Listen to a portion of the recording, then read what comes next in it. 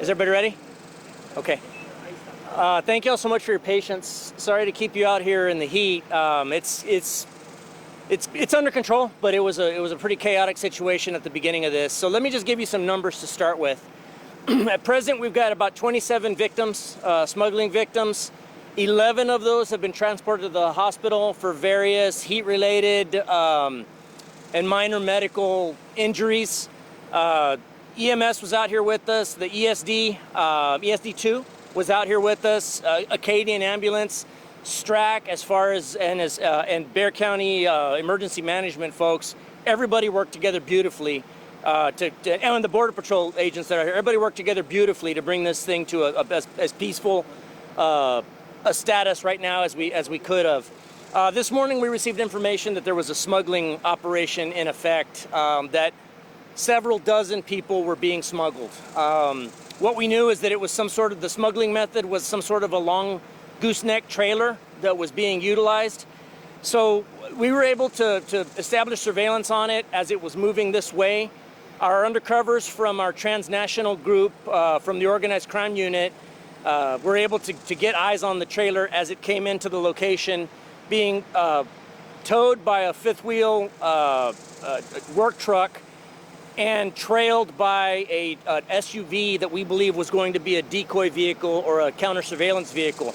They saw the vehicle pulling the trailer and the trail vehicle pull in here, and we had aircraft up giving us air support. We were able to verify that there were several people moving around the trailer, is what we were told. Well, what we were able to find out is that they used that time to unload the people from the trailer. So it's a gooseneck trailer, long with two corrugated pipes on it that are like culvert type pipes. That was the decoy load. Underneath is a large false compartment that these people were just laying down in there, exposed to the elements, basically laying on really hard mesh while they were transported here from the border. They reported being in that compartment for upwards of about 3 hours. Obviously, not much by way of water. So hence the medical emergencies, the heat-related injuries that we have. They were able to be brought into the house. Once we verified that there had been people in a trailer, the quick concern for us became, what's their medical condition like?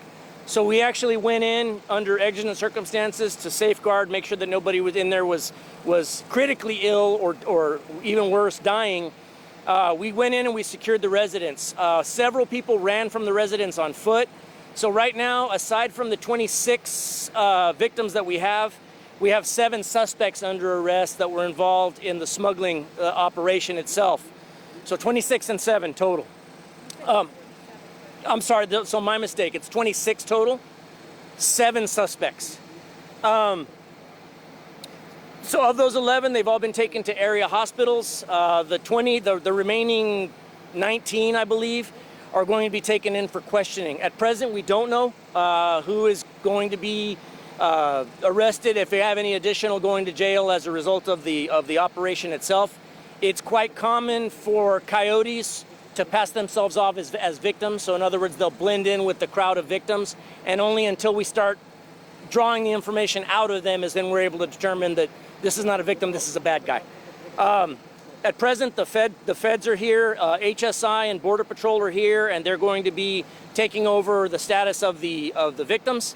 So at present, we just don't know who else may be going to jail. Esta tarde nosotros, nuestra unidad de crimen organizada, alcanzaron información que una operación de traficando de seres humanos o contrabando de seres humanos estaba ocurriendo. Ellos lograron ver una traila goose-neck que iba, ya sabemos que esa traila iba cargada de gente, pero iba con un vehículo, una camioneta grande con otra SUV siguiéndolos.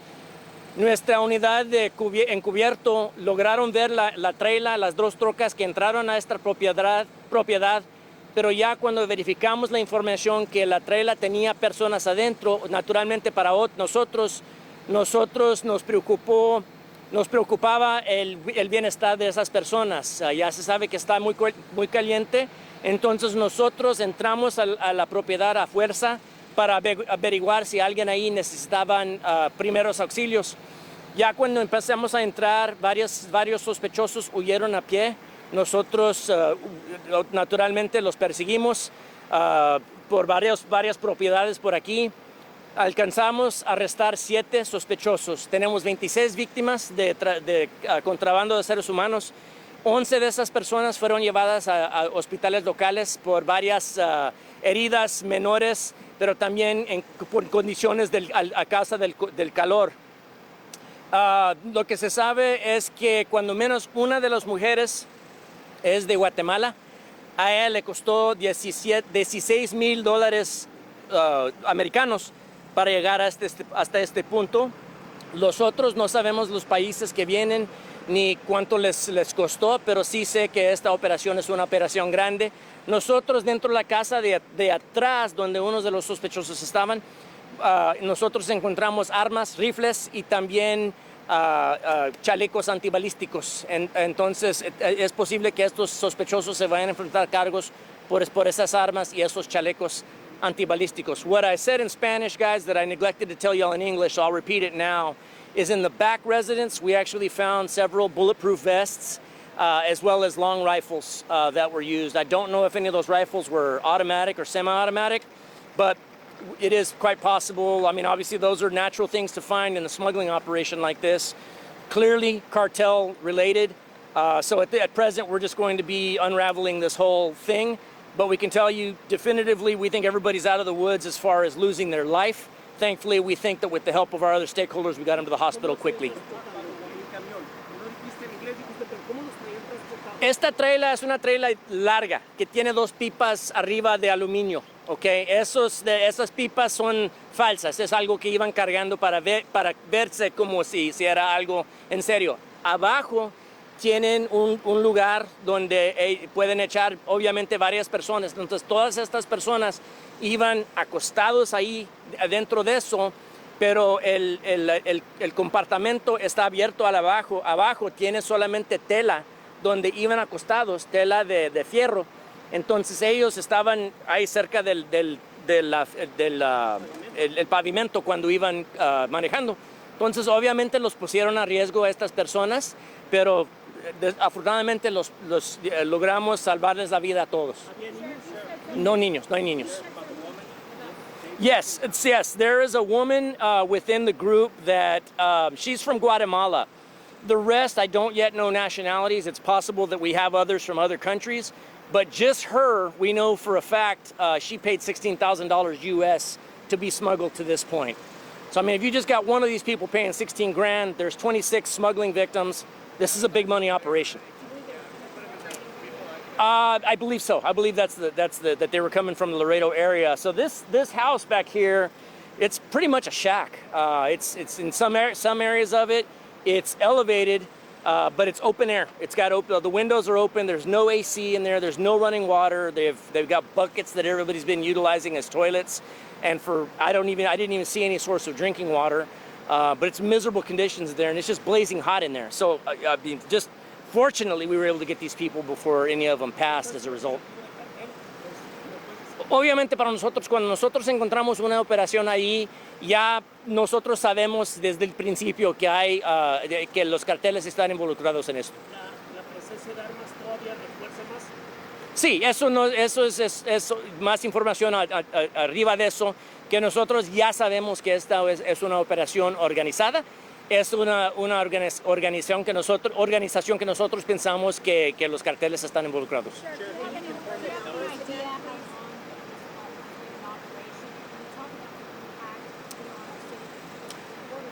Well, we found out about it this morning, but we do believe that it's part of a larger operation that's been in existence for some time. Yami, you had a question? Yeah, can we go over the numbers again? Sure.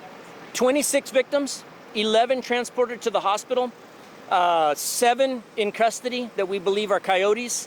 And so those are the running numbers right now. Of the victims, we know that one is from Guatemala. She paid about $16,000 cash to get to this point. We don't know what countries of origin the others are from, but the federal agencies that are here will be trying to help us determine that as well. And we were just in Washington, D.C. as the president was announcing Sure. the executive order. Is this more of what we're going to see Well, it's what we've been seeing. And look, let's make no mistake about it, these people still have the ability to claim asylum. This is the fault of the cartels that put these people at risk. There's really, with the way the system is now, there's no reason for these folks to have been, to be smuggled across. Now, with that being said, I was just talking to some of my deputies. We don't yet know if these people came over the border this morning or if they were already here in a stash house in another part of the state on this side of the border. We don't know if they were smuggled across against their will. We just don't know at this point. So it's too early to tell. But again, this is the fault of the bloodthirsty organizations that are bringing these people across and putting them in harm's way. What is Yes, this sir. location? You mentioned there was a shack, but is this a business? Is this a home? It's a residence, but the home, the house that you see behind me is where they were being held. And that's the brown one right there. It's a shack. I mean, it's got a pier and beam floor. The floor is very spongy. There's holes that you can see through. The windows are all open, but even then, it's just stifling hot inside there. No running water.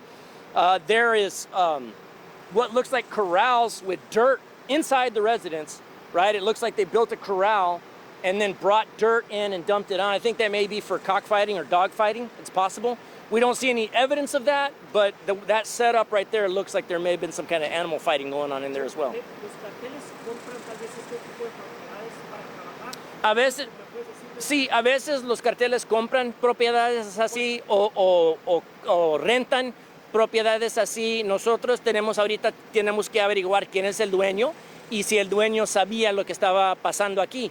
Si eso pasa, si eso llega a pasar, que nosotros encontramos que el dueño está involucrado de alguna manera, le quitamos la propiedad también. Sheriff, I believe a few years ago that y'all busted an operation out of gambling. Is it all kind of related, or is that completely At this point, I don't have information that it's tied into any of our other cases, but it wouldn't surprise me. I mean, many times we'll find residents on the same street that are tied in together. So at present, it's too early for me to link it to anything else that we've got going on, but it wouldn't surprise me to find that out. This obviously is a larger operation, but how often are you seeing these smuggling cases around their county this year compared to? Well, this is something to be quite honest, it's been a while since we've seen one. Not to say that they're not occurring, but for us, I mean, obviously you see these people try to fly under the radar.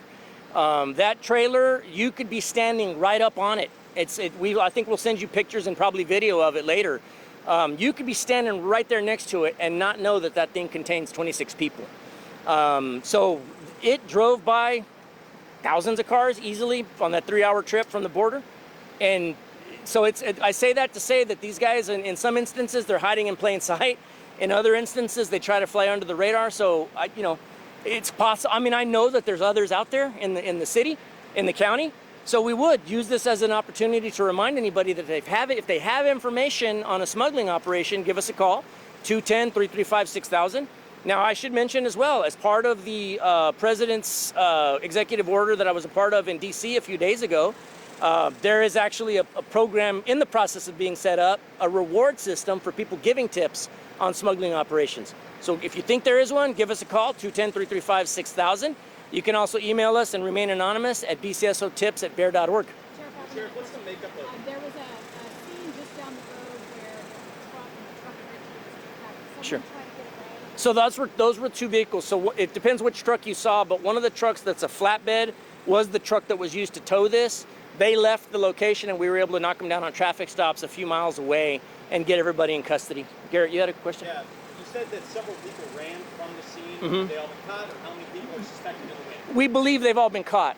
Some went running out the back, and when Deputy Garcia and I came pulling up, it was still an active scene. Somebody ran into that field, and he and I actually, because there wasn't anybody else, we actually ran this way, but they caught that guy several 100 yards up the way. So we think everybody's accounted for. Now it is possible that somebody's laying up in the brush somewhere that got away. We would tell area residents, keep your doors locked. Although we don't believe there's anybody at large, it's always possible. So if you see any suspicious activities, any suspicious persons, give us a call, 210-335-6000. Then what's the makeup of the migrants? Is it all adults, men, women, children? So the youngest that we found is 18 years of age. It's a young lady, 18 years of age. There may be some younger. It's possible we're being lied to about ages as well. That's usually the case is that we're not getting full information, but the information we have right now, the youngest is 18. Okay, thank y'all so much. We'll give up more updates later.